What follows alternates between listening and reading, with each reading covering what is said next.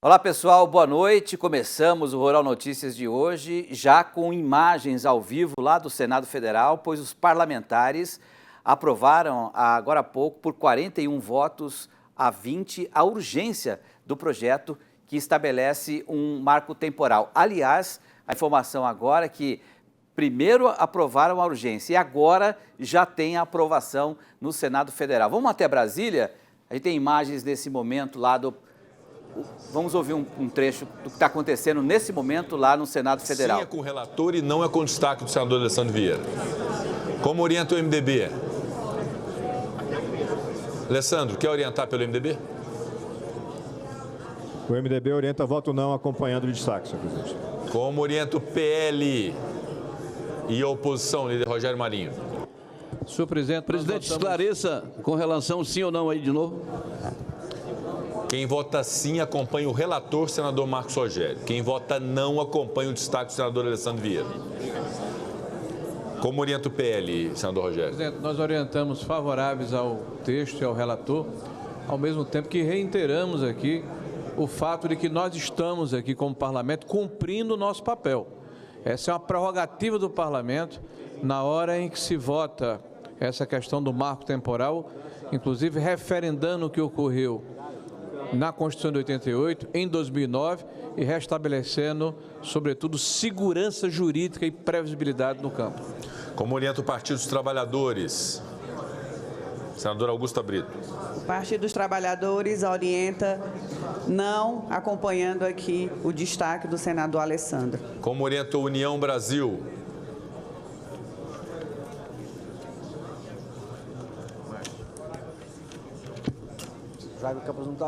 Como orienta o Podemos?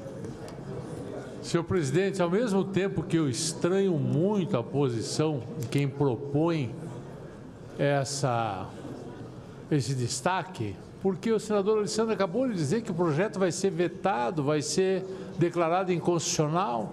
Por que ele quer consertar um projeto no qual ele não acredita? O Podemos orienta sim.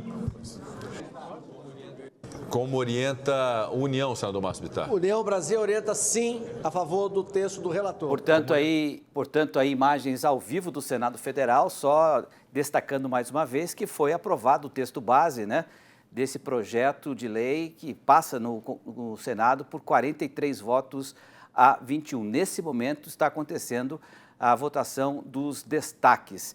E a gente vai até Brasília, né, para ter mais detalhes. Lá está a nossa querida Kiss, que acompanhou todo o dia de hoje, a Kiss Vasconcelos, e traz mais informações sobre esse dia agitado hoje em Brasília, em Kiss. Boa noite, quais são os seus destaques? Boa noite, Petrin, boa noite a todo mundo que está acompanhando a gente ao vivo aqui. Olha, realmente, foi um dia bastante agitado aqui no Congresso Nacional, especialmente no Senado Federal. Diversas propostas aí, eles estavam debruçados e dedicados a votar e aprovar esse marco temporal. E com um placar de 16 votos favoráveis e 10 contrários, a Comissão de Constituição e Justiça do Senado decidiu aprovar que o marco temporal é válido a partir do dia 5 de outubro de 1988. Data da promulgação da Constituição. Inclusive, essa matéria seguiu um rito de urgência, ela foi direto para o plenário do Senado, onde agora a gente acabou de assistir, ela está sendo votada em regime de urgência também, então há aí toda uma articulação por parte da oposição, também da bancada do agro, para aprovar o marco temporal ainda hoje. Mais cedo, como eu falei para vocês, houve toda uma dedicação dos senadores durante toda a manhã e começo da tarde para estudar essa matéria. Foram apresentados argumentos favoráveis e contrários ao texto. Inclusive, diversos senadores da base aliada do governo se manifestaram sobre isso, mas já havia também uma expectativa de que esse texto fosse aprovado na CCJ. Inclusive, o relator da matéria na CCJ do Senado falou que a matéria não tinha um viés político ou ideológico, e sim ela visava atender o país. A gente tem um trechinho da sonora para vocês. E nós estamos diante de um ambiente de insegurança, de inquietação, de intranquilidade no Brasil inteiro. Repito, esse tema não é um tema do governo ou da oposição. Esse tema do marco temporal é um tema do Brasil. que deve gerar segurança jurídica e paz para indígenas e não indígenas. Toda a matéria, o senador Marcos Rogério havia afirmado que não havia a intenção de afrontar o STF com a aprovação do marco temporal. Mas, ao que tudo indica, pelo que nós sabemos por aqui, havia sim essa aprovação do marco temporal, foi como uma resposta do Congresso Nacional, dos congressistas, ao julgamento do STF que aconteceu no dia 21 de setembro, que decidiu derrubar o marco temporal. Os congressistas avaliaram que esse julgamento do STF foi uma tentativa de ferir, uma afronta ao equilíbrio entre os poderes. Inclusive, a gente tem um trecho da fala do senador Eduardo Girão, que hoje, durante a sessão da CCJ, disse que o STF mandava e desmandava no país. Confira o trecho. Chegou no limite a usurpação do poder do Congresso Nacional. É sobre marco temporal, que o Supremo quer fazer o nosso trabalho, hoje manda e desmanda no país. É sobre aborto, é sobre droga, é sobre lei das estatais, é sobre a questão da contribuição sindical. O que mais? Se eu tivesse aqui, eu ia falar É algo estarrecedor. Então chegou no limite que essa catarse é importante. Hoje vai ser um dia fundamental. Deputados da base aliada do governo tentaram barrar a tramitação do PL na CCJ, inclusive apresentando diversas emendas a esse projeto, mas infelizmente elas foram derrubadas. Inclusive, a gente também acompanhou mais cedo a reunião da Frente Parlamentar, vários presidentes de Frente Parlamentar estiveram reunidos no Salão Verde do Congresso Nacional para falar sobre essa tentativa de usurpação, segundo ele, do STF, as atribuições dos parlamentares do Congresso Nacional. Inclusive, eles prometeram e ameaçaram aí tentar obstruir as sessões no Congresso Nacional. A gente tem um trecho aí da fala do presidente da bancada do Agro, Pedro Lupion. Confira. Nós fazermos o nosso trabalho e eles fazerem o deles. Essas obstruções dessa semana já se resultaram nessa vitória importante aqui no Senado, votação agora também do requerimento de urgência, seguramos as votações na Câmara dos Deputados e estamos mostrando que a FPA e as mais diversas frentes que entraram nesse movimento têm força para segurar o Congresso Nacional e fazer nossas pautas avançarem.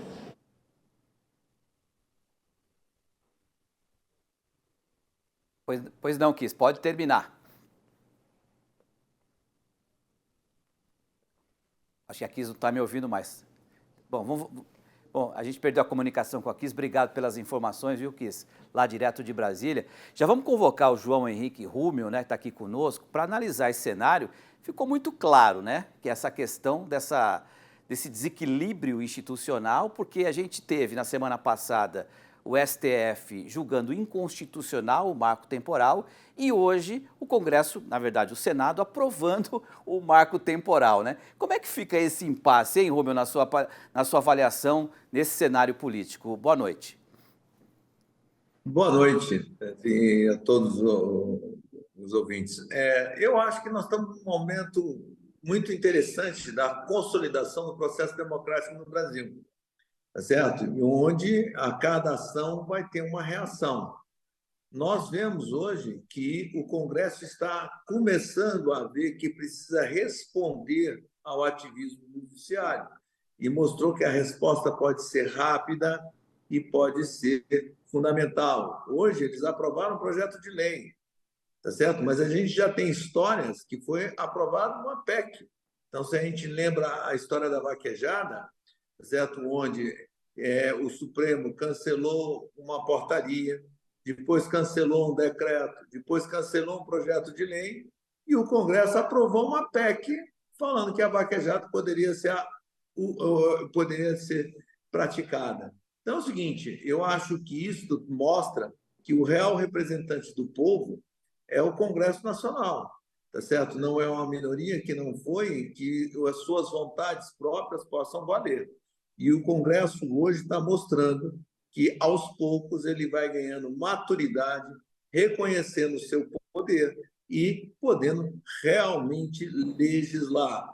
E isso vai criar um novo ambiente disso. Tivemos também não só a votação do marco temporal, tá certo? Mas o que a gente viu também foi um conjunto de parlamentares da Câmara que não poderiam votar, já tinham votado e aprovado o marco temporal, se manifestarem em grande quantidade a sua insatisfação com esta falta de equilíbrio, de qual vai ser a regra e qual vai ser o poder.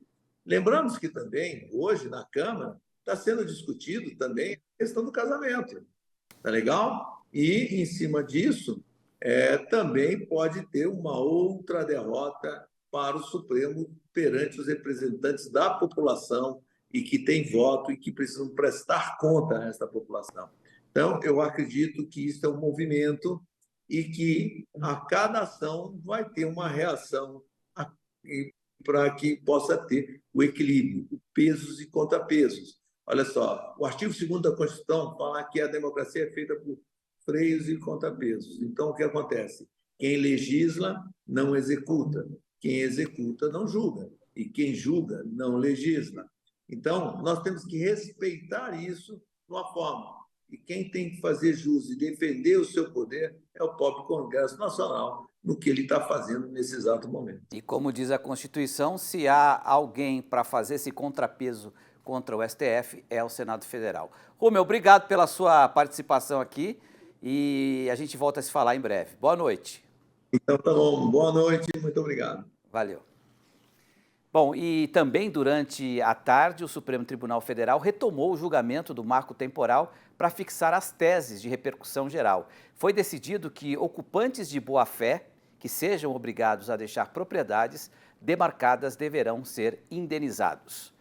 E para comentar esse tema está aqui conosco o André Bachur, que é especialista em direito do agronegócio. André, portanto, o Supremo acaba de definir também que essa indenização tem que acontecer de fato, mas não estabeleceu, na verdade, as regras. Você que acompanhou de perto o julgamento desta tarde, quais outros detalhes foram definidos nesse encontro da Suprema Corte, hein, André? Boa noite, prazer tê-lo aqui.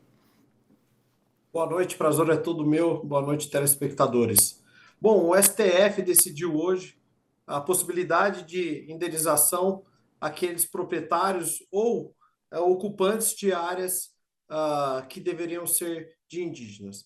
Pois bem, o STF decidiu que aqueles que estavam de boa-fé e na data da promulgação da Constituição Federal de 88 estavam de boa-fé nesses imóveis, nesses locais, eles teriam direito não só à terra nua e crua, a indenização da terra nua e crua, mas também indenização pelas benfeitorias.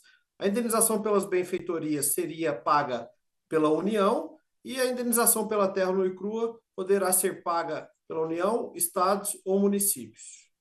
Então esse é um detalhe importante que é também importante você colocar claro para o nosso telespectador, né? Então, além da definição da indenização, algumas regras foram estabelecidas, né? Que o pagamento tem que ser feito pela União ou municípios ou estados e tem que ser feito pela terra nua e crua e também pelas benfeitorias.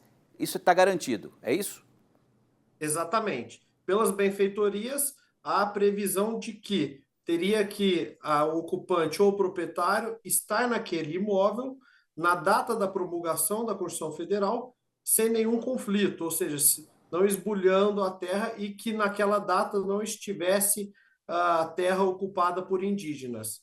Então, esse seria o requisito para receber a indenização pelas benfeitorias. Já com relação à terra nua, teria que aquele ocupante ou proprietário estar na terra de boa-fé, ele já faria jus à indenização pela terra nua. Aqui cabe lembrar que o STF decidiu também que a indenização deverá ser paga imediatamente àquele proprietário ou ocupante e este proprietário ele tem o direito de permanecer na terra até o recebimento integral dessa indenização.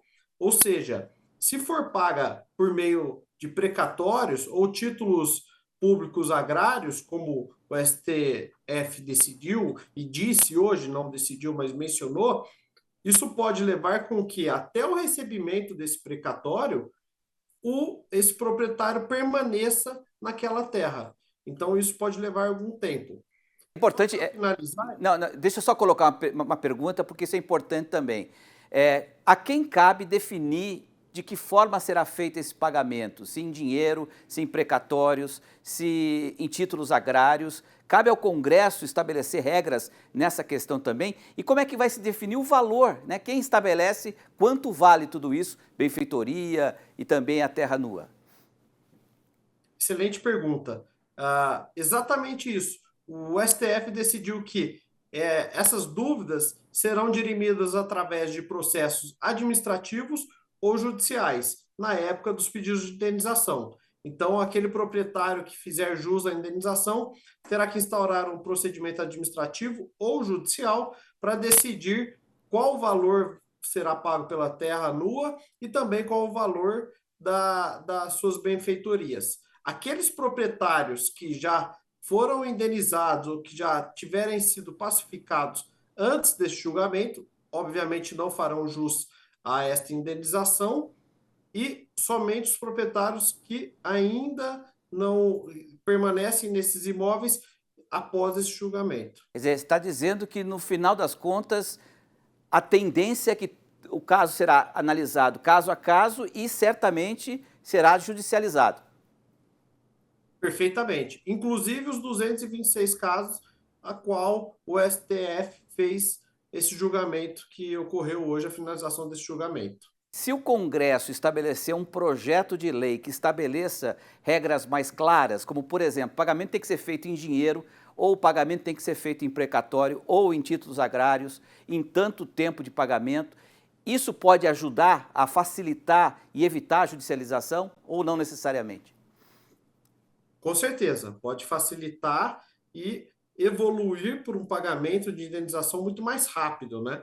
Porque imagine só a necessidade de judicialização novamente de um tema que, no nosso país, democraticamente pode se levar até o STF novamente, conquanto o STF, esse julgamento do STF tem a repercussão geral, isso quer dizer, todos os demais julgamentos deveriam se pautar nessa tese, mas sim agilizaria bastante para aquele proprietário ou ocupante receber a indenização de uma maneira mais célere. Só para a gente terminar, não sei se você notou esse detalhe, mas o Alexandre de Moraes, num determinado momento, chegou a propor, caso os índios, os povos indígenas estivessem dispostos a abrir mão daquela terra, né, para que o governo pudesse dar uma outra terra em troca daquela, isso poderia também ser colocado num acordo. Você chegou a ver esse detalhe? Isso foi descartado?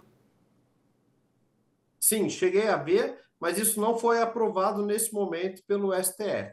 E sim apenas a indenização por dinheiro ou títulos da dívida agrária. André, obrigado pela sua participação, foi esclarecedor aqui para o nosso público. Uma boa noite para você, até uma próxima. Valeu. Eu que agradeço, boa noite. Boa noite. Bom, veja logo mais, com a perspectiva de alta de juros nos Estados Unidos, dólar rompe a barreira dos R$5. Miguel Daúde vai explicar o impacto no câmbio, no custo de produção e nas exportações brasileiras daqui a pouco. Até já.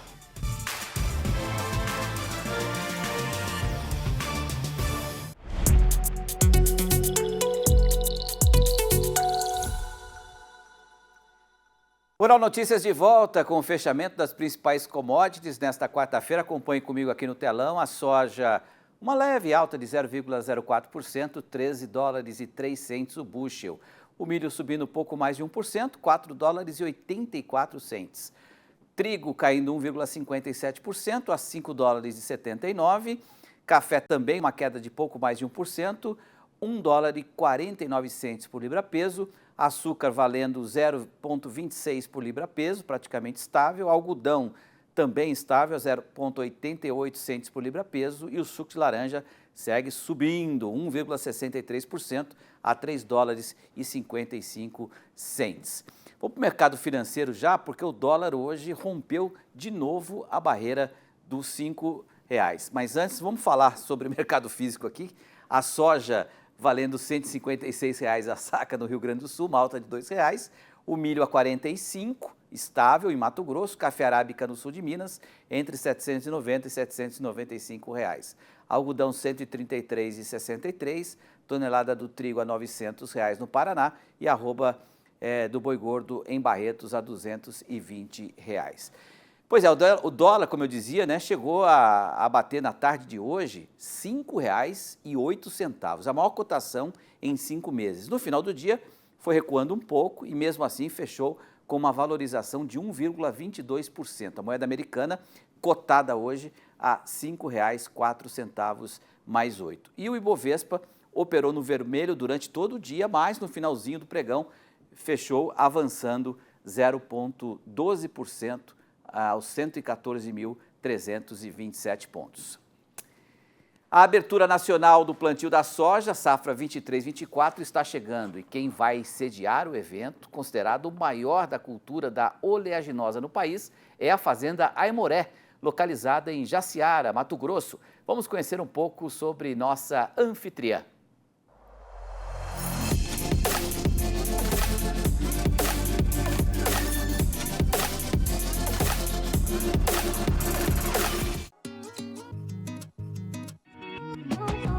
A propriedade escolhida para dar a largada ao plantio de soja safra 23-24 fica no sudeste de Mato Grosso, em Jaciara, um município com menos de 30 mil habitantes.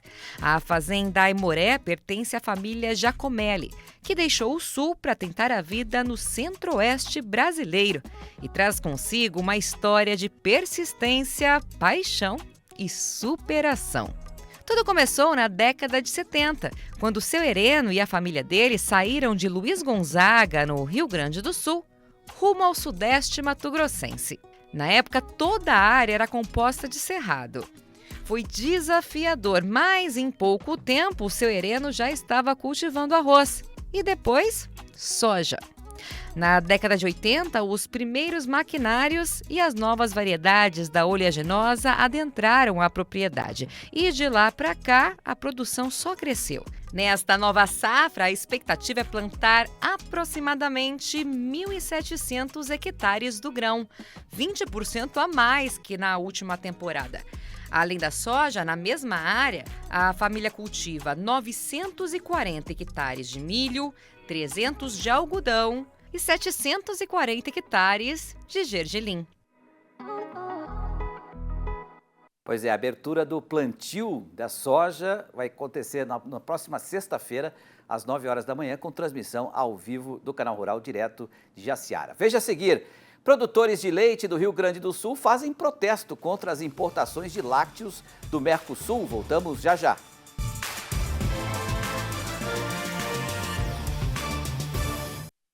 O Rural Notícias está de volta e a gente já vai acionar o Miguel Daúde, que está aqui comigo, para analisar essa alta do dólar que demos no bloco anterior, Daúde. Alta do dólar relacionada principalmente à alta de juros nos Estados Unidos, né? E aí eu gostaria de te perguntar, por que quando normalmente sobem os juros, o câmbio acaba disparando, não só aqui no Brasil, mas em várias partes do mundo, né? E como é que isso impacta no nosso setor, né, em relação ao custo de produção e também as exportações, hein, Daúde? Boa noite. Boa noite, Petrin. Boa noite a todos. Pois é, Petrin, você sabe que o dólar é a moeda mundial, né? Entre aspas, é a moeda que todos usam, né, para formação de preço, para troca de mercadorias. Basicamente, o dólar hoje é preponderante nisso, né? Por mais que tenham aí surgido outras moedas, como o euro, ou agora a moeda chinesa, enfim, tudo isso não chega aos pés do dólar. O dólar também é a moeda utilizada pelas poupanças e pelas reservas de todos os países. Então, o dólar, podemos dizer, é a moeda mundial. Se o que rege a moeda mundial é o Banco Central americano, e ele está dizendo, olha, eu não vou conseguir baixar a taxa de juros tão logo, nós estamos falando de uma taxa de juros de 5,5%, né? A nossa taxa de juros real já vai estar aí também. Então, nesse sentido, as pessoas que trazem dinheiro para os países emergentes ou para outros países para especular em taxa de juros ou em outra atividade, eles falam, opa, peraí, não me interessa mais ficar aqui, que eu vou voltar para o dólar, vou voltar para os Estados Unidos, porque a rentabilidade está ótima. Então, o que ocorre é exatamente isso. Mas, Petri, eu sei que está passando na sua cabeça. O que acontece com o produtor rural? Né? Você sabe que grande parte, né, da formação dos preços das principais commodities internacionais, vou aqui citar duas, o milho e a soja, 20% de mais soja sendo negociada no mercado futuro do que existe de soja. Então, eu quero dizer que existe especuladores nessa moeda, nessa atividade. Então, o que eles vão fazer? Já estão fazendo. Se você olhar o volume dos especuladores nesses contratos, ele afundou. Isso significa o quê? Que o preço vai atrás. Então, o produtor rural brasileiro, ele tem um bom sinal, que é exatamente, o dólar melhora e eu compenso, né, com a queda do preço no mercado internacional. Mas só que os custos estão aí, né?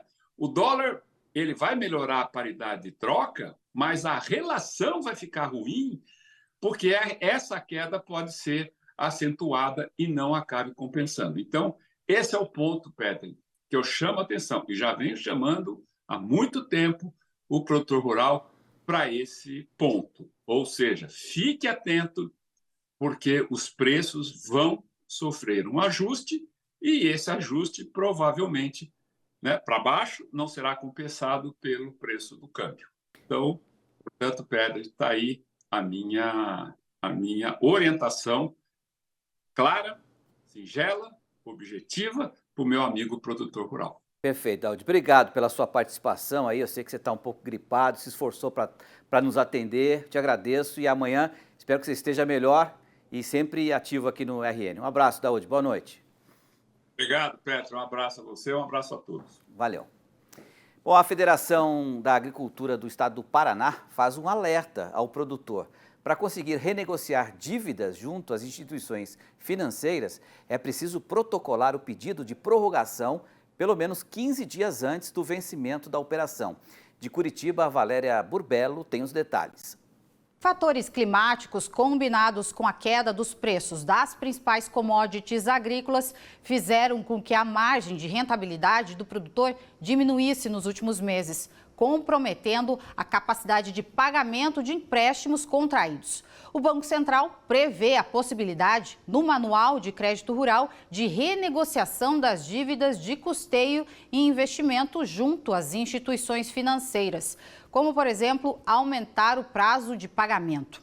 Com a queda nos preços, muitos produtores seguraram a comercialização e ficaram descapitalizados. Então, se ele tem alguma condição de postergar a venda e aí a necessidade de postergar também alguns contratos de financiamento para que ele tenha uma equalização financeira da sua propriedade. Os armazéns estão cheios, né, com a produção, o porto teve uma diminuição, tem muitos navios aguardando contratos, então a comercialização teve uma restrição. De um modo geral, a safra de soja, por exemplo, está muito menos comercializada do que em anos anteriores. A gente já tinha 94% há 2 safras passadas comercializado nessa época do ano e agora nós estamos registrando só 64%. Então, é sinal de que o mercado está aguardando uma nova reconfiguração, principalmente de preços. Para solicitar a renegociação de dívidas, a Federação da Agricultura do Estado do Paraná orienta que o produtor deve protocolar o pedido de prorrogação em no mínimo 15 dias antes do vencimento da operação de crédito. Apresentar também um laudo assinado por assistente técnico e um quadro demonstrativo da capacidade de pagamento, com as receitas e os custos da safra. Estes critérios também são válidos para financiamentos contratados com recursos do BNDES e subvencionados pelo Tesouro Nacional, conforme o Manual de Crédito Rural. Em caso de dúvidas, o produtor rural do Paraná pode buscar a assistência dos técnicos da FAEP pelo telefone 041 2169 7923 ou pelo e-mail econômico@faep.com.br.